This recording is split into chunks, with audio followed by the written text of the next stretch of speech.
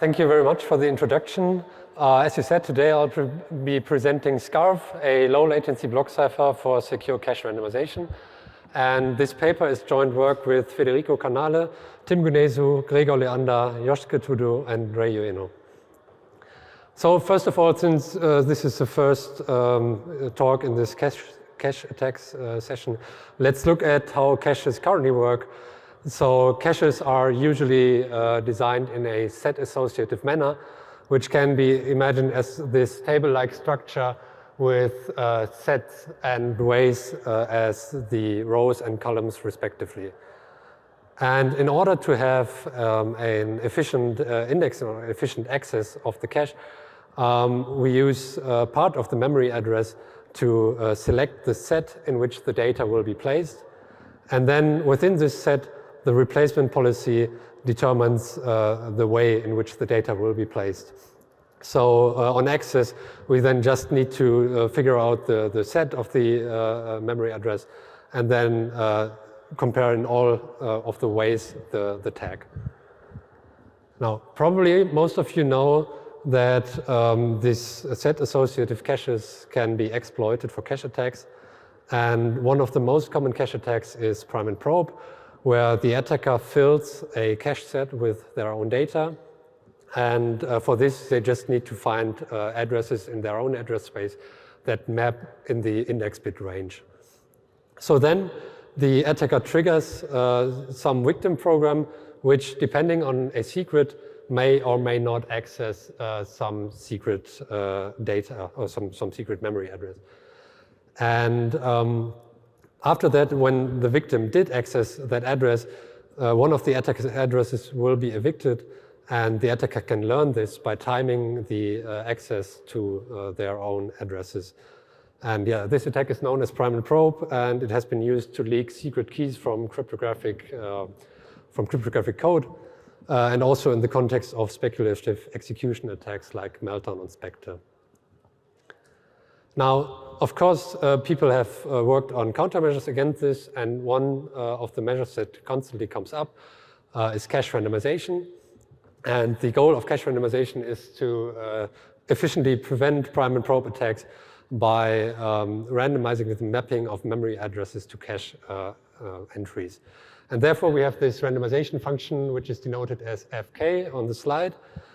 And then the tag and the index part of the address is taken as an input to the randomization function and selects in each way a pseudo-random index where the cache entry can be stored.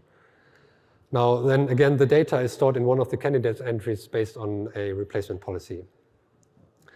So now many of these cache randomization architectures have been proposed.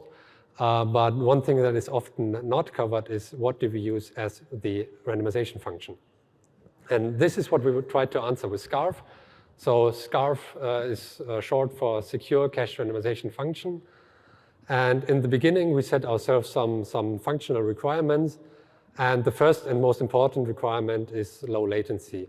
And that is because for every memory access, we need to evaluate the randomization function to find in which entries the data can be placed. And that is even before we know whether it's a cache hit or a cache miss.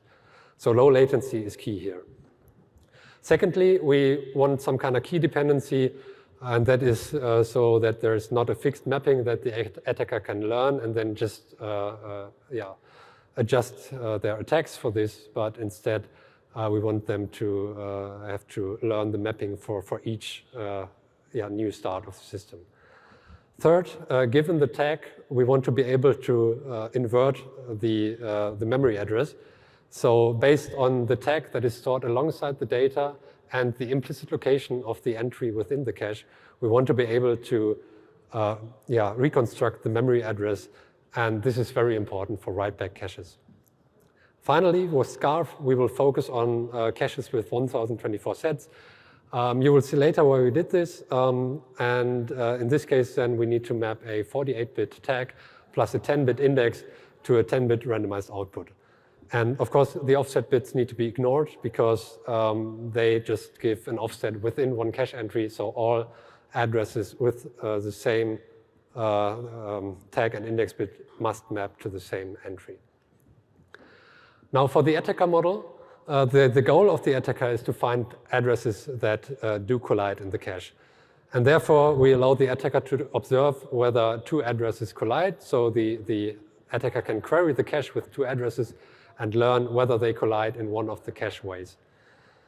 Importantly, the attacker will never be able to see the actual output. So they will never see where exactly in the cache the data was stored and where the collision has been. Now, okay, let's go on and design such a function.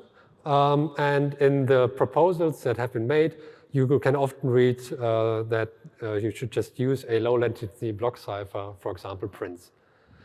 And you can do this, but there are two problems with this.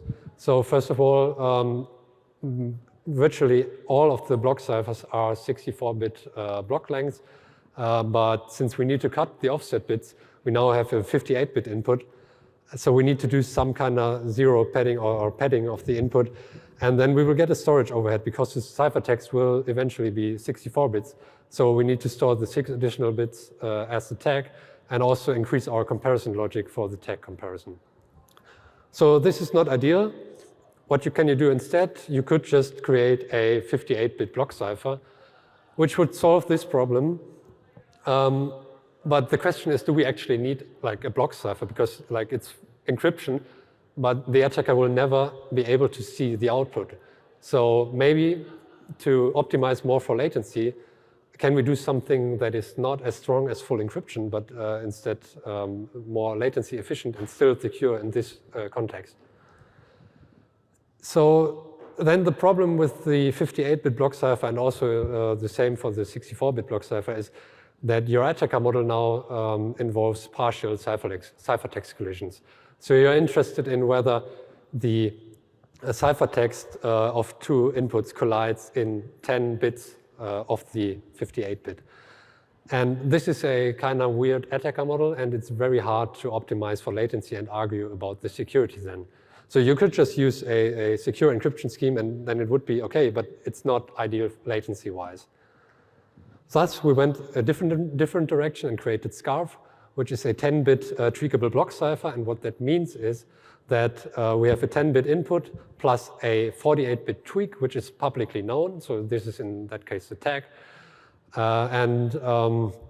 Then we can apply this for caches with 1024 sets, which is a very common choice in commercial-grade processors. And now we have a very neat attacker model. So if you look on the picture on the right, this is the attacker's view. And the attacker can learn whether the encryption under tag 1 of plaintext 1 is equal to the encryption under tag 2 of plaintext 2. If you rewrite this a little bit, you can see that it is also the attacker learns if the decryption under tag 2 of the encryption under tag 1 of plaintext 1 is equal to plaintext 2. And now this you can use as a new cipher if you want. And then if you create a secure cipher in the designer's view, which now looks like this, you can then go ahead and reduce the number of rounds by half and have a secure function in the attacker view. So Scarf looks like this. This is the design we came up with. So as I said, 10-bit block size plus 48-bit tweak. Then we have 8 rounds, the first 7 of which are equal. And then the 8th round is slightly different. And we have this combined Feistel and SPN structure. So you can see this typical Feistel thing where we swap the inputs after each round. But also we have the S-box, which is typical for an SPN structure. And the reason for this is that we can, in few rounds, absorb as many key bits as possible. So latency-wise, it looks now like this. We have the critical path here in red. And you can see the critical path is on the Feistel path, and we get the S-box application virtually for free. Yeah, we can do it in parallel, and thus we don't need as many rounds as we would need if we just had a Feistel or an SPN structure. Now we implemented Scarf in hardware, and here are some results. So you can see we use the 45 nanometer and 50 nanometer NAND gate OCL library, and for prints, and we compared it to Prince, Mantis, and Karma, which are low latency block ciphers with 64-bit block size. And you can see that we were able to reduce the latency and the area by half. And also we evaluated the performance of SCARF, of randomized caches using SCARF with ParseX benchmark suite, the results of which you can find in the paper. Now, for the performance analysis, always kind of a guessing game, because if it's implemented by Intel in their consumer-grade processors, you never know what kind of parallelism you can do. Yeah, we just did some assumptions how much latency like Prince, Mantis, and Karma would have, and then reduced the latency by half for SCARF. And naturally, you can see then a performance improvement. So that's it for my first talk. I will have a second talk later on in this session, where I also show a randomized cache architecture which you can use with SCARF. But for now, that's it. Do you have any questions?